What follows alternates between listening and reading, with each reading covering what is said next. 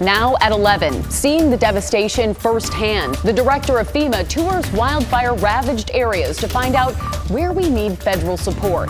Plus, the future of sex ed in Washington is in the hands of voters. We'll break down Referendum 90 and what it could mean for our schools. And later, just like nearly everything in life, Halloween will be different this year. How our fall favorites are changing in the COVID era. This is KGW News at 11. We begin tonight with our top story. More mixed messages about the president's health. His medical team offering signs of encouraging progress and potential concern. President Trump is still hospitalized at Walter Reed, but he briefly broke quarantine today, leaving to wave at supporters who've been posted up outside. Now tonight, the president's top doctor is under the microscope after admitting he downplayed the president's condition. I was trying to reflect the upbeat attitude that the team, the president, that his course of illness has had. Meanwhile, Senate Minority Leader Chuck Schumer calling for transparency and for Supreme Court confirmation hearings to be postponed.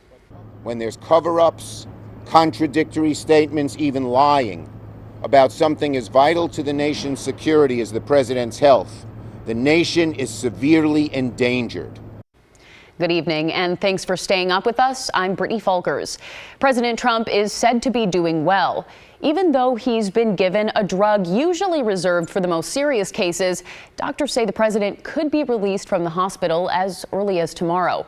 Alice Barr has the latest from Washington. Hours after his doctors laid out serious concerns about his battle with COVID-19, President Trump briefly broke isolation at Walter Reed Hospital for a drive-by salute of his supporters standing vigil outside. They've been out there for a long time and they've got Trump flags and they love our country. The president's medical team says he could go back to the White House tomorrow, but also revealed he was hospitalized Friday after experiencing a spiking fever and dropping oxygen levels, far from the mild symptoms the White House first described to the world. And doctors say his oxygen levels dropped for a short time again yesterday. Today, White House physician Sean Conley forced to answer questions about why he wasn't fully transparent about the president's condition. I was trying to reflect the upbeat attitude that the team, the president, that his course of illness has had, and in doing so, it came off that we were trying to hide something, which wasn't necessarily true. Dr. Conley creating more confusion today, giving only vague answers to repeated questions about whether the president's lung scans show any signs of pneumonia or other damage. The doctors did reveal President Trump is now taking a steroid called dexamethasone. It's used to treat lung inflammation. The dexamethasone actually increases my concern about the severity of disease that he has compared to what it was on Friday and Saturdays. The White House trying to portray a commander-in-chief who's still very much on the job, even as he fights COVID-19.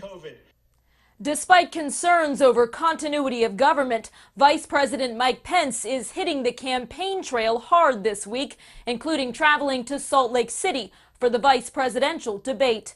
In Washington, Alice Barr, NBC News. The president's condition has some wondering about a transfer of power if things take a turn for the worst. It is provided for underneath the 25th Amendment and can be done at least two ways, and that includes an informal letter. That's what President George W. Bush did in 2002 and 2007 while getting a colonoscopy, the last time the 25th Amendment was invoked. Just a letter to leaders of Congress saying I'm directing that power being given to my vice president as long as I'm, for instance, under anesthesia.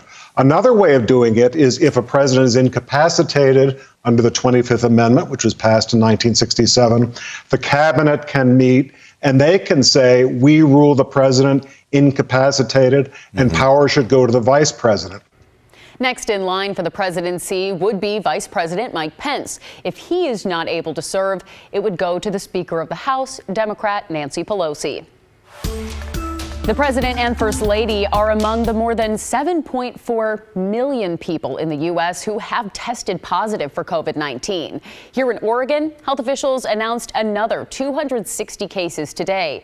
That pushes the total number of known infections past 34,700. One more death was also announced, bringing that total to 572. And as supporters stand outside Walter Reed Hospital back here in the Northwest, Filipino-American supporters of the president held a car rally today. They staged in Vancouver, then drove in a caravan, ending near Clackamas Town Center. Today's rally was planned before the president tested positive for COVID-19. His diagnosis made people want to come out and show their support even more. We are supporting him 100%, and we are praying for him and First Lady to feel better and recover soon. Yes. Similar caravan events were scheduled to take place today in more than 20 cities across the country. We are monitoring protests against police brutality and in support of the Black Lives Matter movement. Tonight, a group has marched to the new Multnomah County Courthouse downtown. Police say some people have begun vandalizing the building, and they're warning people that arrests could be made. We'll be following this, and we'll bring you updates on KGW.com. A Portland man was arrested after reportedly pepper spraying a police officer this morning. This happened near South Corbett Avenue and South Lane Street around 9:30. According to PPB, the officer was sitting in his patrol car doing paperwork when 41-year-old John Russell came up to the car, broke the window, and sprayed him. Russell hopped in a car and drove off, but was stopped by other officers just a few blocks away. Police say they searched his car and found window punch tools, pepper spray, knives, a laser pointer, rocks, and a slingshot. Russell faces several charges, including assaulting a public safety officer. Well, now to the latest on the West Coast wildfires. In California, fires have now scorched more than 4 million acres. That's the most land burned in the state in a single year. To give you some perspective, 4 million acres equates to more than 6,000 miles, and that's larger than the state of Connecticut. Most of the damage has occurred since mid-August, when 5 of the 6 largest fires in the state's history broke out. Here in Oregon, we're seeing more progress on the fire lines. Here's where things stand with 3 major fires still smoldering in our area. In Clackamas County, the Riverside fire is 54% contained.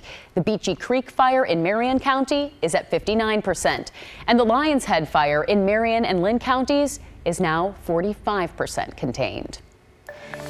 This weekend, state, local, and national leaders got a first-hand look at the devastation for themselves. That includes the head of FEMA in town to talk about the state's recovery efforts and what comes next. The group visited Lane County and counties in southern Oregon Saturday.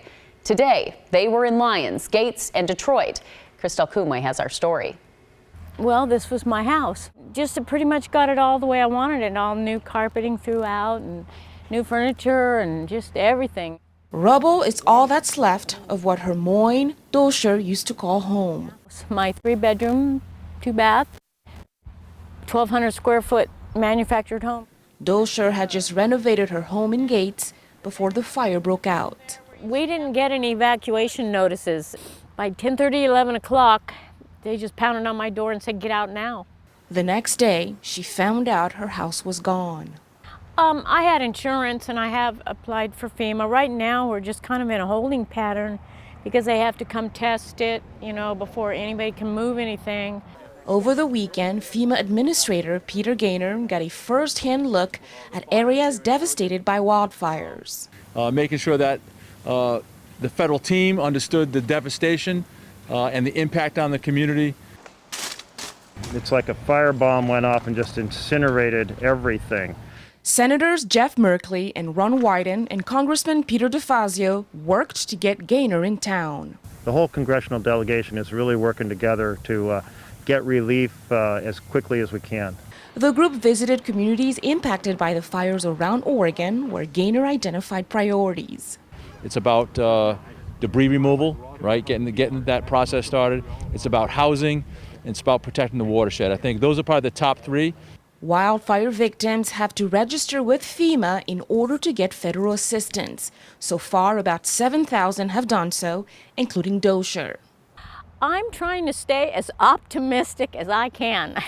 I just want them to hurry up and do what they're going to do so that this can be cleaned up so I can put another home here. FEMA inspectors are expected here in mid-October. For now, Dosher is taking it one day at a time. I'm doing okay. I've already gone through the shock and so yeah. I just want to move forward. Christelle Kumwe, KGW News.